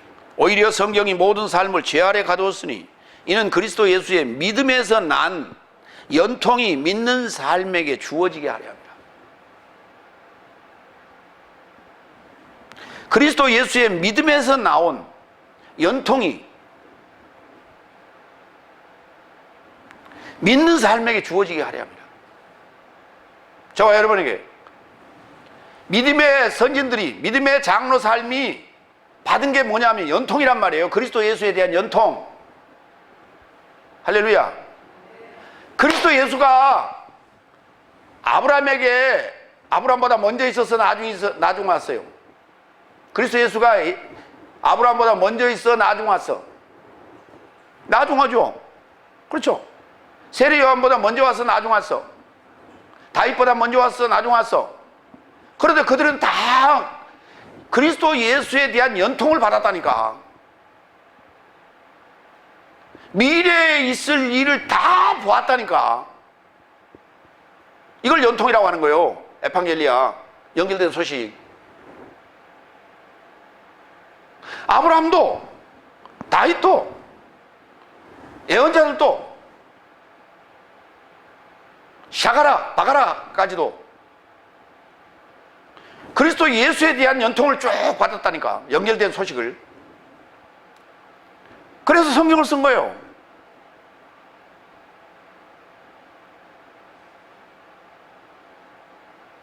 그런데 그들은 증거만 받았다고 되어 있어요. 히브리서 11장에 보면 증거만 받았다고. 우리가 아니면 저희가 온전해질 수가 없다니까. 그래서 성경을 써놔서 성경에 그 내용이 나온 거예요. 내가 생부림이라고 하는 이 복음화가 이루어졌을 때 내 안에서 증거했던 요 증거자들이 나와 한 몸이 돼서 살아나는 거예요.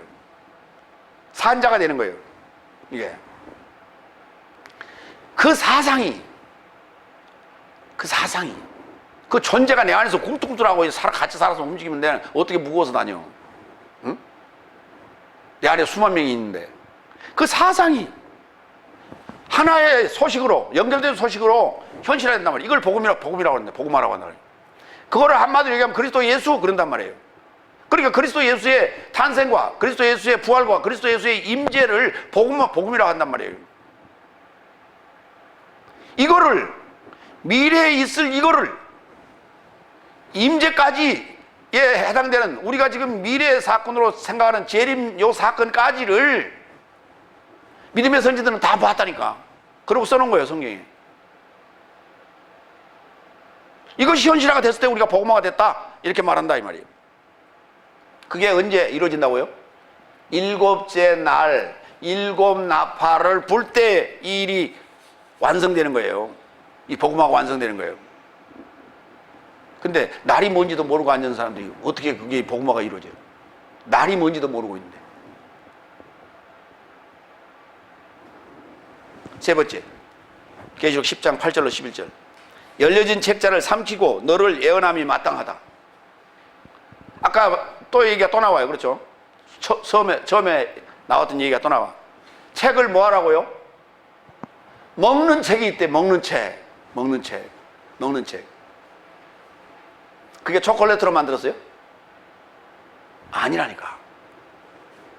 여섯 번째, 8절로 9절 시작. 그리고 또다시 나와 결합하여 말하는 음성을 하늘에서 내가 들었는데 말하되 가라. 그리고 바다에 접하여 그리고 땅에 접하여 서 있는 사자의 손 안에 열려진 책자를 취하라. 그래서 내가 사자를 향하여 떠나가 책자를 달라 하였다. 그러자 사자가 내게 말한다. 취하라. 그리고 그것을 삼켜라. 그러면 그가 너의 배를 쓰게 할 것이니 너의 입 안에선 꿀같이 달콤할 것이다. 엄청 길죠.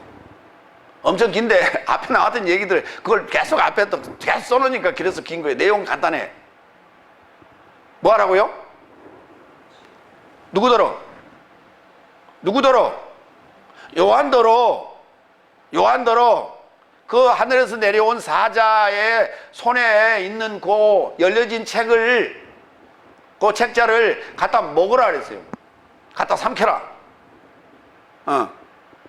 그래서 요한이 가서 뭐라 그랬어요? 그거 좀 달라 그랬더니 그걸 취하여 삼키라.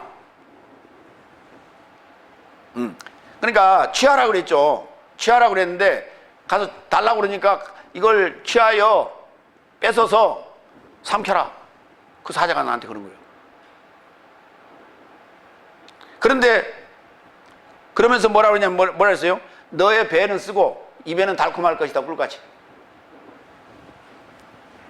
비블라리디온. 이제 이 비블라리디온이 풀어지기 시작합니다. 여섯째 사자와 유사한 사자의 손에 가진 열려진 책자인 회개의 복음서. 뭐라고 썼어요? 만나를 취하라 하여서 달라 했더니 취하여 삼켜라. 배에는 쓰다 입에는 꿀같이 달 것이다. 참 희한한 책이에요. 그렇죠? 근데 구약에 보면 이런 말이 있죠. 꿀같이 달더라 말씀이. 근데 어떤 이들은 이렇게 얘기해요. 하나님의 말씀을 읽었더니 정말 꿀송이같이 달더라 그래요. 그럼 꿀송이같이 다는데 배에는 써야 될 거 아니에요. 근데 배에 쓰단 말은 안 해. 하나님 말씀을 읽었는데 정말 밤새 읽었다는 거예요. 꿀송이같이 달아서. 그런데 배에는 썼단 말이 없어. 입에는 달더라 그랬는데 참 희한하죠. 그럼 그게 진짜 배기 가짜 배기? 가짜 배기. 그런데 우리가 그럴 때도 있었어. 그래도 은혜요. 은혜 받았어. 달다는 단어가 글루키스, 다 같이 글리키스. 글로 시작하는 또는 글로 시작하는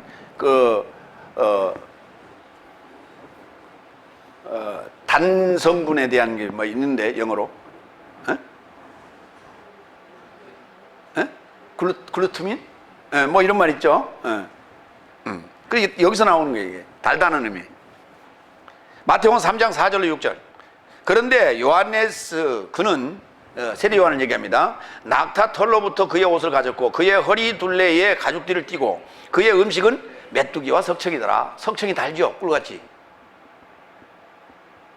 석청. 그때 예루살렘과 유다 모두와 요단 사방 모두가 그를 향해 나오더라. 그리고 저 삶의 죄의 삶을 자복하고 그에 의하여 요단 안에서 세례받더라. 그러니까 많은 이들이 나왔는데 그들이 다 뭐라고요?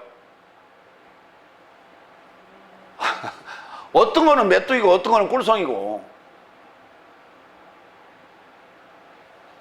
세례 요한이 지금 세례받으러 나온 이들을 다 뭘로 생각했어요? 뭐라고 했어?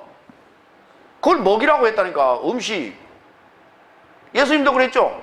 사마리 여인하고 대화하더니. 제자들은 지금 그때 점심 때쯤 돼가지고 지금 먹을 것을 사러 동네 갔다가 왔단 말이에요. 예수님 혼자 계셨어 거기. 혼자 계셨는데 제 아들이 왜 그러면 12명이 다 한꺼번에 갔을까? 예수님만 놔두고. 대답해봐요.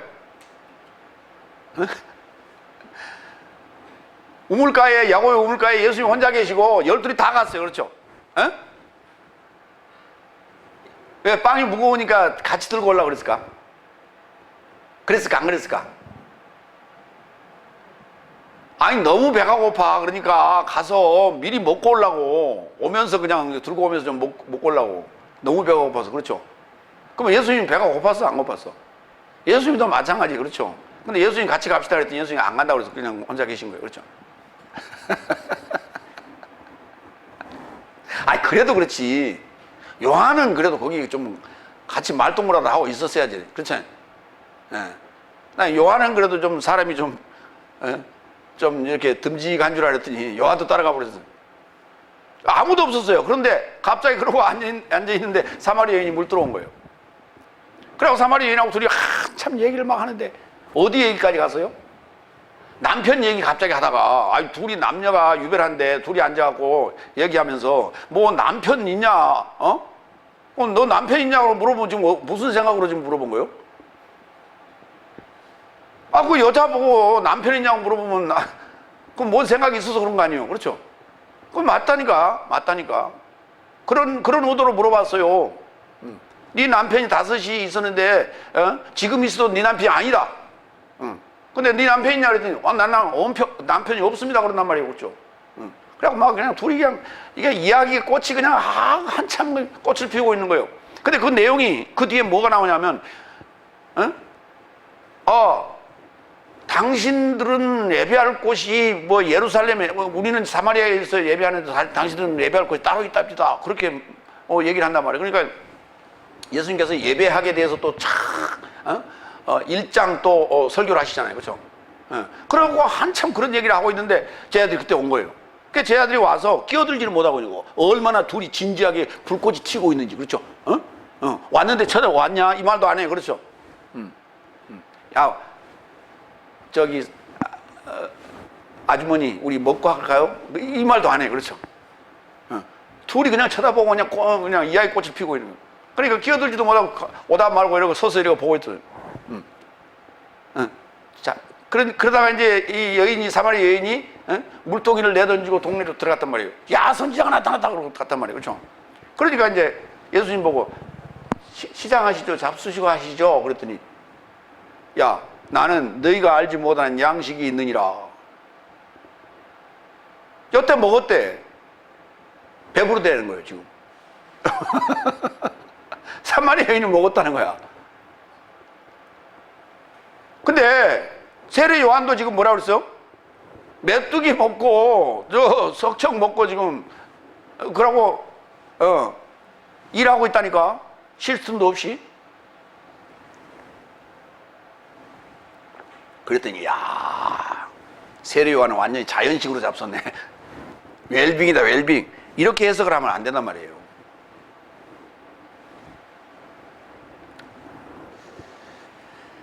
야고보서 3장 11절.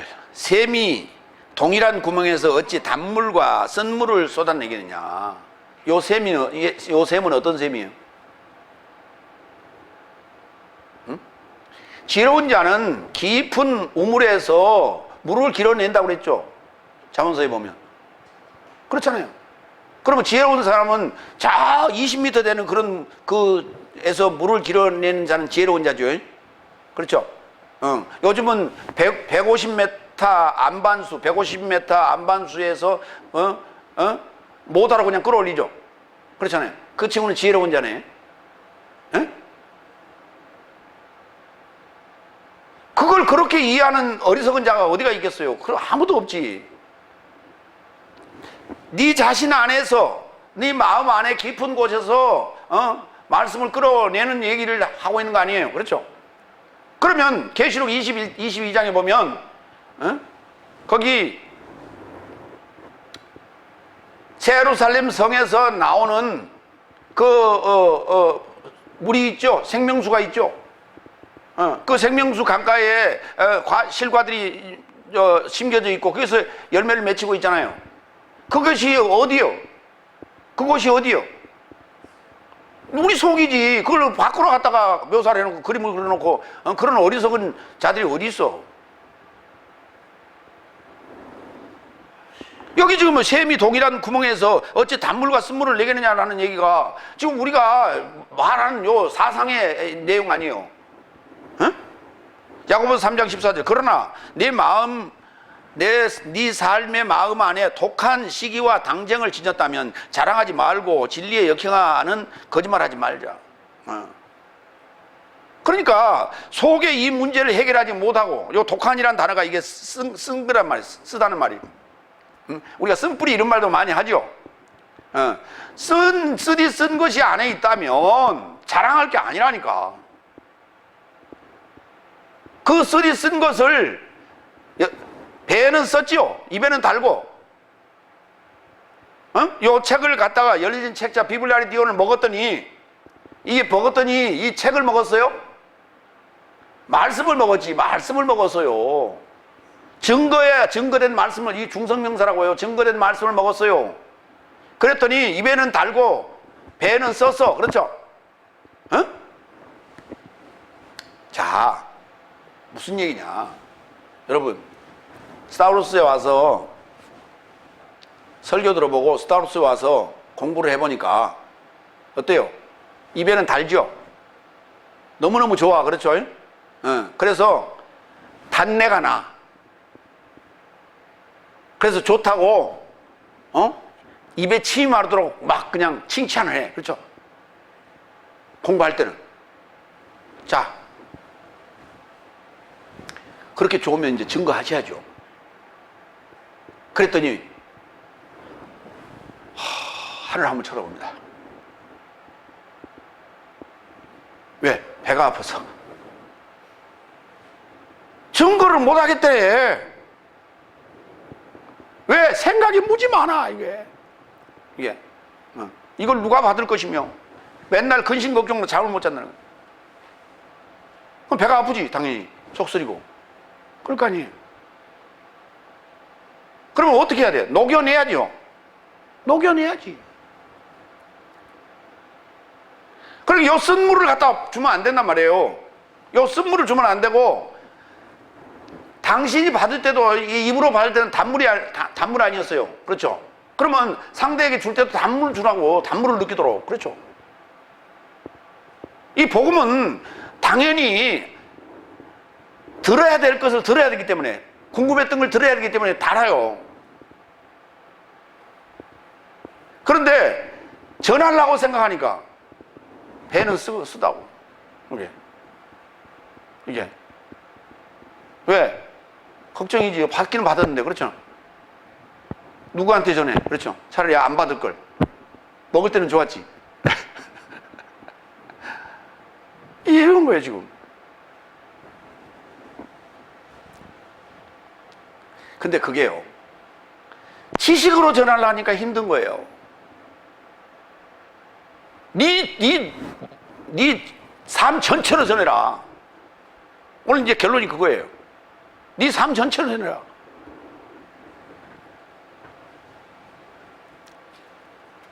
일곱 번째, 계속해서 설명합니다.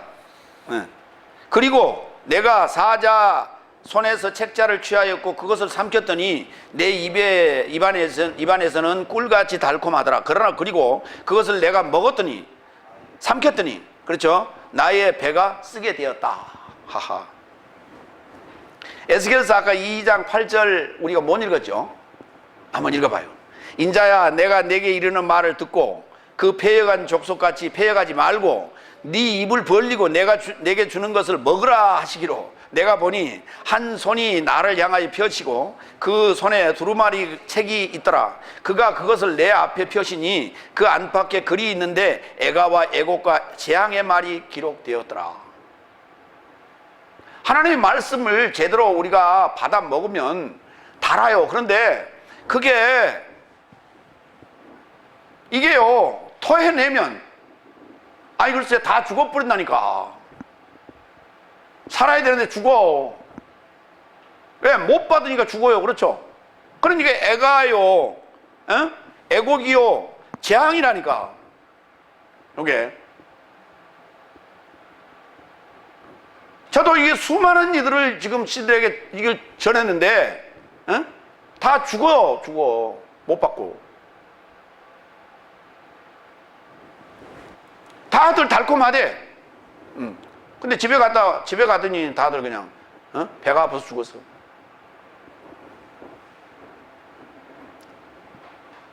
너 왜 그래? 아, 배가 아파 죽겠어요. 다 같이 따라합니다. 배가 아파 살겠어요. 배가 아파 살아야 됩니다.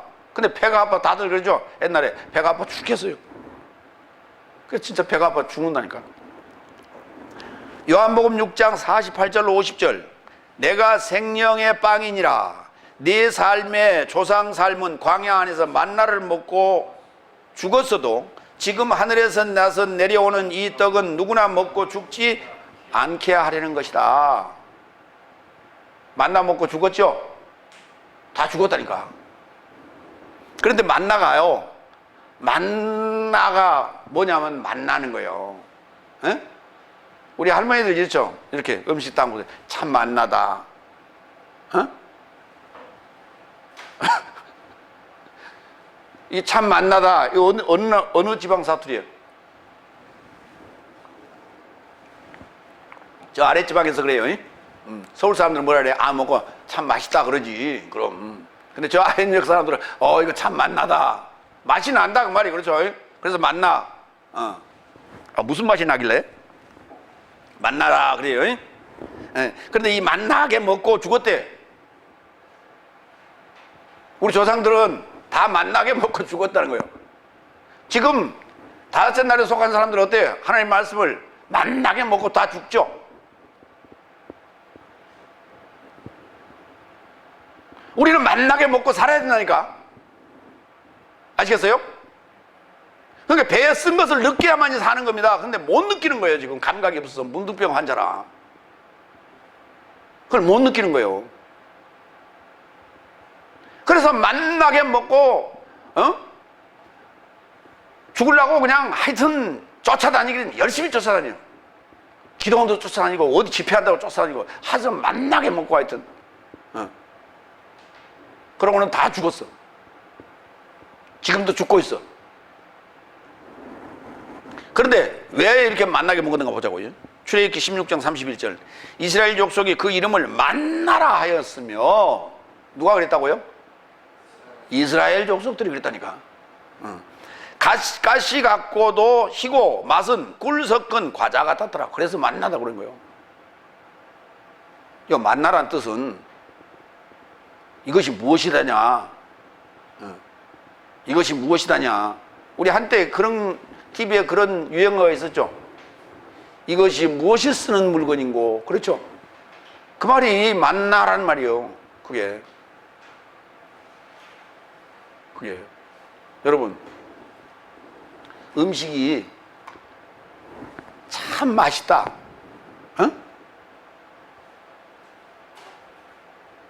정말 맛깔난다. 그렇죠? 그건 좋은 음식이야, 나쁜 음식이야?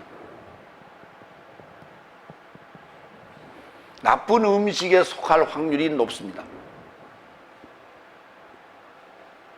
왜? 만나를 쳤거든요. 그게 맛소금을 쳤거나 만나를 쳤어요. 아시겠어요? 무슨 말인지? 예. 영어로 얘기하면 뭐라고요? 예? MSG 아시나요?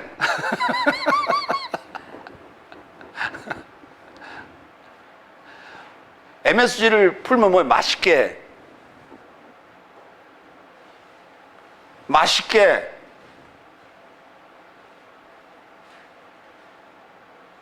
먹으라고 MSG. 뭔지 알고 먹자고요. 그렇죠? 근데 우리는 맛있다고 그냥 막 먹어. 그렇죠?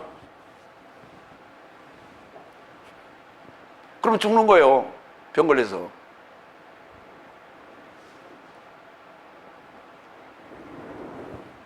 그러니까 이제 풀린 거예요. 11절, 8절, 8번째 11절. 그리고 그가 나에게 말한다.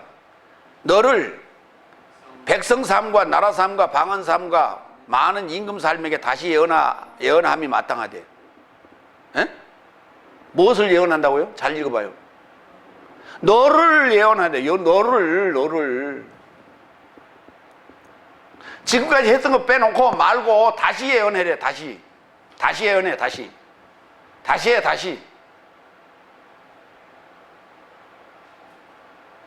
다시 계시록 알고 나서 다시. 이게 일곱째 나팔이에요.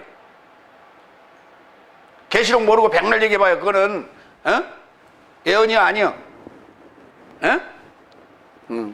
뭘 그래 예언이라고 그래. 그걸 구약에 선지자란 말은 바꿔야 돼요. 선지자란 말은 미리 알았다는 얘기예요. 먼저 알았다. 예언자예요. 다 그게 미리 말한다 해서 예언자가 맞습니다. 그러니까 선지서가 아니라 예언서, 선지자가 아니라 예언자. 모두 우리는 다 뭐죠? 예언자. 그런데 예언한다 그러면 다들 옛날 이 개념이 뭐예요? 예언하는 사람이 누구예요? 무당이나 점쟁이 아니에요. 그렇죠? 그리고 우리 기독교 안에서도 예언하는 사람 뭐 하는 사람들이요? 신의 은사 받은 사람들. 그렇죠? 불러 뭐 이런 사람들. 그래서 이걸 선지자라고 바꿔놨는데 선지자가 아니에요. 예언자예요. 다시 예언하라고 그랬잖아요. 이거 먹고 나서. 그러니까 그 전에 배에 썼어 안 썼어? 안 썼다니까. 만나를 먹었어도 어째 달았다니까. 맛있어서. 근데 배에는 안 썼어요. 그러니까 제대로 예언했어 안 했어? 제대로 예언 안 했다는 얘기예요. 제대로 된 복음을 안 먹었다는 얘기예요. 그러니까 제대로 된 복음인 비블라리디온을 먹으면 입에는 동일하게 마찬가지로 달아요. 그렇죠? 만나를 먹었을 때하고 똑같이 달아. 그렇죠? 모르고 먹었을 때하고 똑같아. 그런데 두 번째 특징이 있다. 배에 쓰다. 배에 쓰다. 그런데 배에 쓰면 어때요, 여러분? 고래가 배가 쓰니까 어때? 배가 쓰다는 말도 되고 쓰라리라는 말도 되는 거예요. 이게 배가 아프다는 말이에요. 배가 아파. 그러니까 배가 아프면 토해내지. 그래서 요나가 나오잖아요. 물고기 안에서. 그러니까 토해낸다는 말은 복음을 다시 토해내는 거예요. 지금 네가 소화하고 이해하고 토해내는 거예요. 그러니까 네가 자체가 복음이 돼야 돼. 너 자신이 복음이 돼야 돼. 그래서 복음화를 얘기하는 거예요. 너 자신을 예언하라는 거예요. 네 자신을 네 자신을 증거하라는 거예요. 네 자신 안에 이루어진 걸 증거하라는 거예요. 복음화된 걸. 그래서 바울이 전한 복음이 바로 바울이 복음이요. 그래서 바울이 전한 이 복음 외에 다른 것을 전하면 저주가 있으리라고 그랬다는 거예요.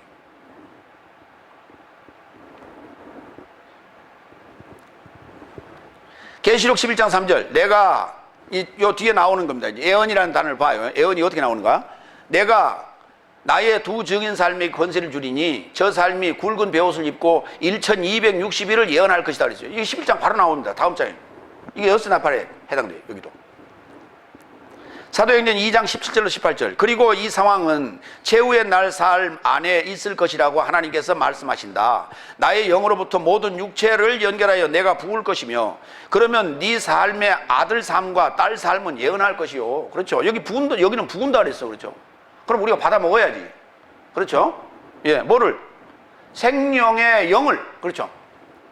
생명의 빵을 부으면 이걸 받아 먹어야 예수님의 살과 피를 먹고 마셔야 된단 말이에요. 이게. 그러니까 예수님의 살과 피를 먹고 마시면 내가 예수님과 화가 되는 거 아니에요. 예수님은 화가 된단 말이에요. 얘가. 그래서 예언할 것이요. 너의 삶의 젊은 삶은 환상을 볼 것이며 네 삶의 늙은 삶은 꿈꿀 것이다. 그리고 나의 영으로부터 나의 남종 삶과 여종 삶에 연결하여 나는 붓고 저 삶은 예언할 것이다. 이게 하늘과 이제 땅이 온전히 하나가 된 거예요. 이게 마무리합니다. 여섯째 나팔은 여섯째 날 복음서의 내용인데 오늘 우리가 본 구름을 두른 유사한 사자는 그리스도 예수의 모습이다. 여섯째 날 아담에게 창세기 1장 여섯째 날 아담에게 열매 맺고 번성하고 충만하고 땅을 정복하고 다스리라 하신 모습이며 만나 대신 오신 생명의 빵으로 오신 책 비블라리디온을 먹으면 다시 증인의 삶으로 예언하게 됩니다. 그렇게 되기를 축원합니다. 기도하겠습니다.